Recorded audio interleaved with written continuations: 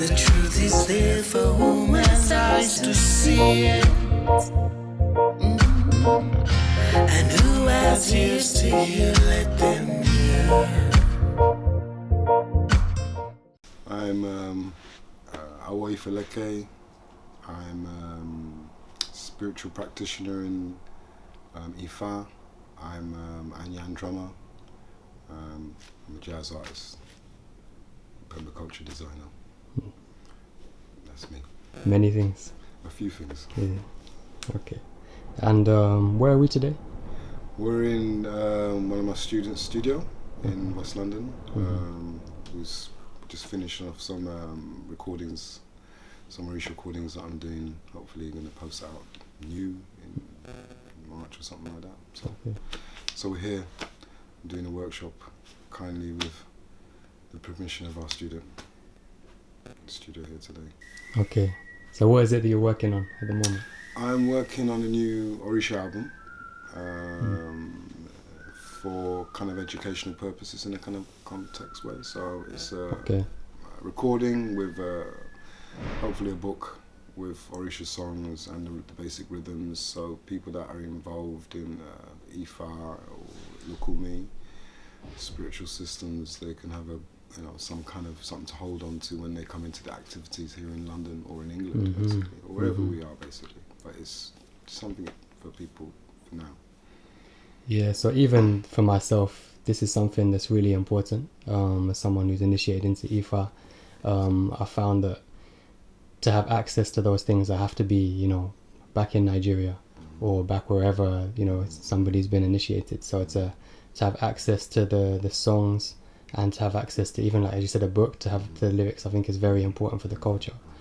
So what is it that inspired you to do this? Was it because... from experience of knowing that when I'm doing my celebrations, for instance, and we're doing song, there's a whole kind of world that is a bit hidden, really, to be honest, when it comes to knowing what people are singing and what they're saying and all that kind of stuff, and how to join into these basic things. So it's a way of kind of presenting a package for people to kind of get into it and learn these things and actually apply it to now into these beginnings, what I call, of ritual experience that people are having here, actually knowing how to kind of conduct that. And the people have to be involved in the singing and the dancing aspect of it. They can't be spectators. Most of at the moment, people are spectators. They don't know the language, they don't know the songs. They're finding it difficult there's so much information of songs one can sing. This is a way just to kind of bridge some of that down as a beginning. This is kind of part one for me, and I'll do a part two because we, like you just mentioned, we got Lukumi and we have Ifa. They're different things. And we also practice, as myself, I'm a practitioner of kind of the all,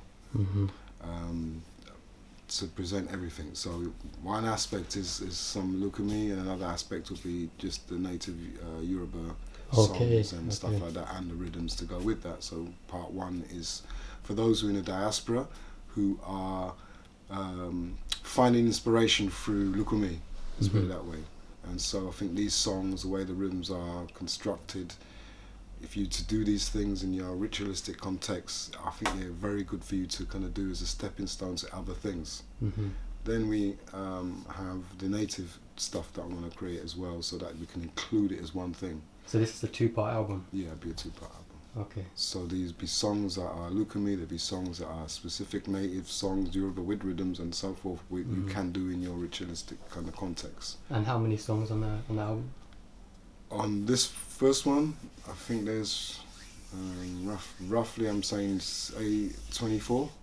24 in total? Yeah, wow, roughly. okay. So that's kind of covering all of the Orishas. All of the Orishas? Most of the Orishas. We'd call them all major Orishas and some of the minor Orishas. Okay. So all of the women, all of the females, and all of the, we call them other spirits, energies that work with them or next to them. Do you know how many Orisha there are in total? Well, there's we've got Orishas and we've got Iromoles, and so it's 300 on the left of Olodumare, and there's another 300 on the right of the Olodumare. And so Orishas, there's a lot. So I just told you 300 here, 300 there, left and right, of sitting next to Olodumare. And then you've got other energies that represent Orishas as well, and they've got other names. So you've got the Orishas, and you've got other Oris that are out there doing specific missions for Olodumare, basically. So there's a lot. Okay. More than 801. And so the 24... 24 would be the dominant major energies. And also there's a human expression with all of them as well in certain contexts. So we're talking about the human experience most of the time. Okay. Where the other ones are not necessarily involved in everything that is in human nature. Okay. So when we're talking about energies now and Orishas, we're talking about the ones that are connected to the human experience. The ones that are representing all the different characteristics that humans and other species are expressing themselves as. That's what the Orishas are about. Okay. So are these traditional songs for each Orisha? Are they, like, from my understanding, each Orisha has like maybe a particular rhythm? Yes. And to what part is your own expression put into this album? What part is my own expression? I suppose the creative aspect would be my part as a way of expressing the different nuances of the songs in a specific way. If I'm, I just said, make an example. You've got Lukumi and you've got Yoruba. I've tried to use the nuances of the native tongue more, even if it's in a Lukumi song.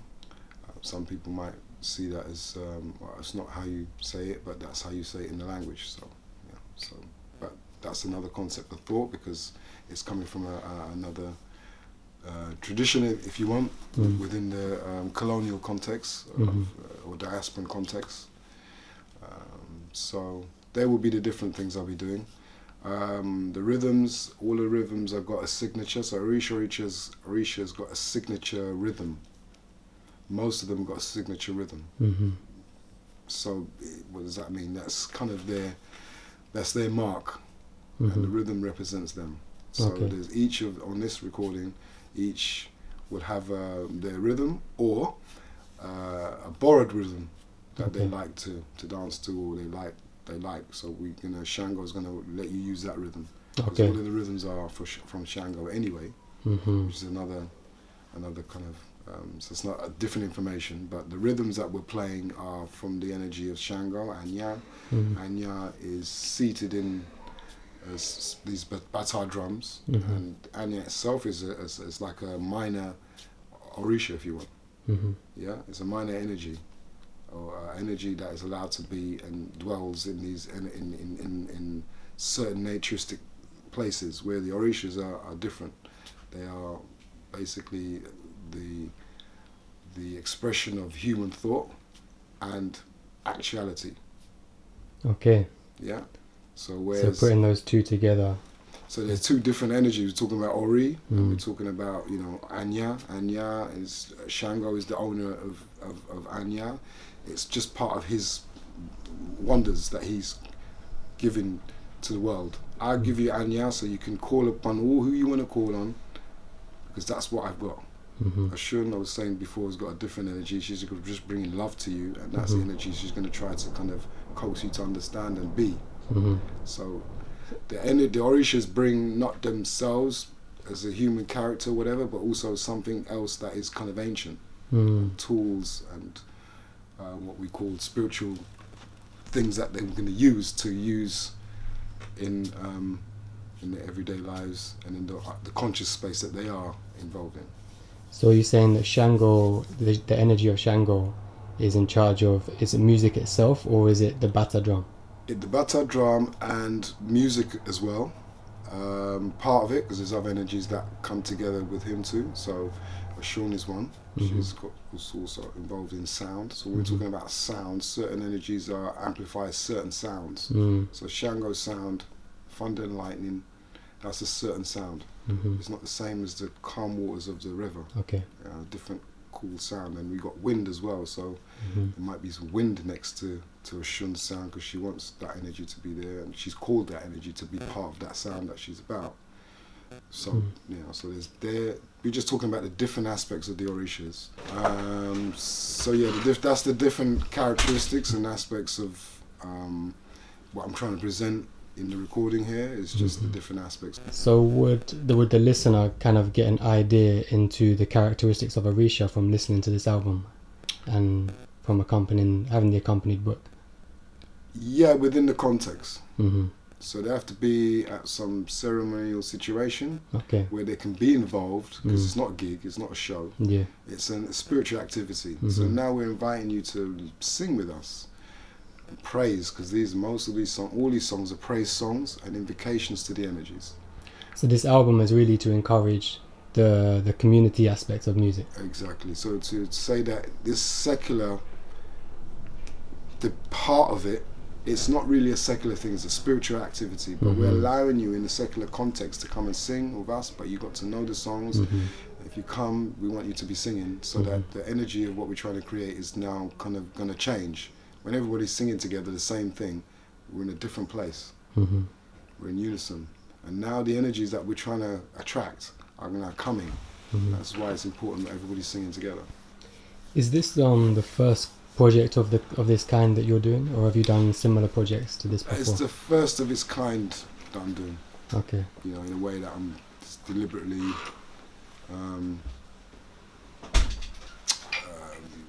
creating a platform for people to learn information, book, CD, and they come in with a purpose. This is what the kind of it's for, really. They get this because they are in a place where they want to be involved in that kind of activity, and not just be maybe in an academic perspective, just listening and reading stuff and then not be involved in anything. Not involved in the process, they're just involved in the knowledge of what happens. This is for people that are involved in the activity, for them to learn the songs, know how to energize spiritually now as part of a spiritual kind of reasoning as well. I want people to be able to feel what this is about, rather than just read it and intellectualize it about it. We need to stop the intellectualizing. It's got to be an experience thing. The individual has to feel the change from singing, and the energy of the drums and the people's energy, that if they come in with a good intention, then the energy is going to be right. And that's what we're trying to create. So we're telling people that if they want to come with the right energy, they've got to be involved in the right way. Singing, participating, with the reasoning that you're coming to participate in something that is spiritual, is why I'm saying I'm doing this. So that's the kind of main kind of reasoning. Okay. Just before we finish up, just briefly talk to me about how you got into Bata drumming, and why you chose the Lukimi and the Ifa path. How did I get into Bata drumming? I met some amazing people in my life, amazing drummers, and I just got hooked into what they were doing. Was it the spirituality that came first, or the drumming? I would say half and half. Okay.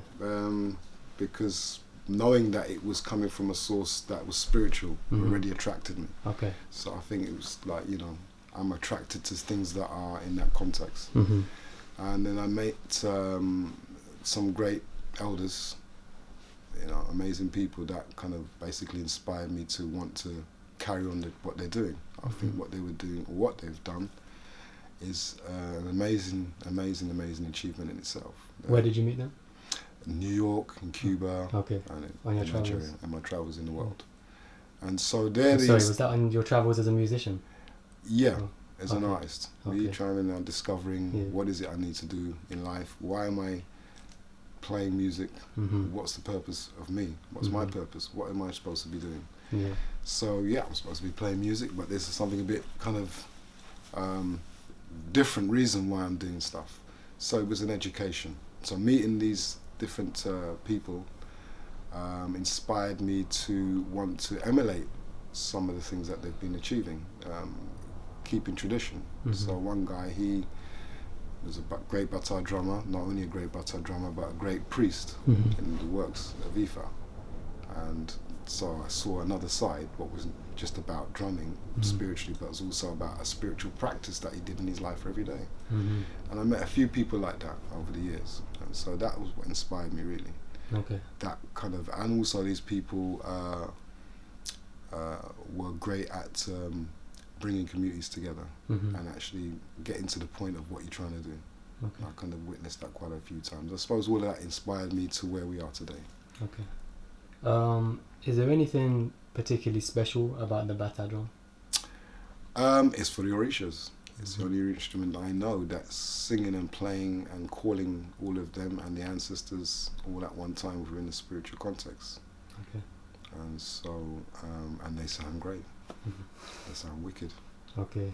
Well, that was very insightful, and yeah, I wish you the best of luck with the Blessings project. to you. Give And thanks. I'm sure we'll catch up soon. Definitely. Okay. God bless.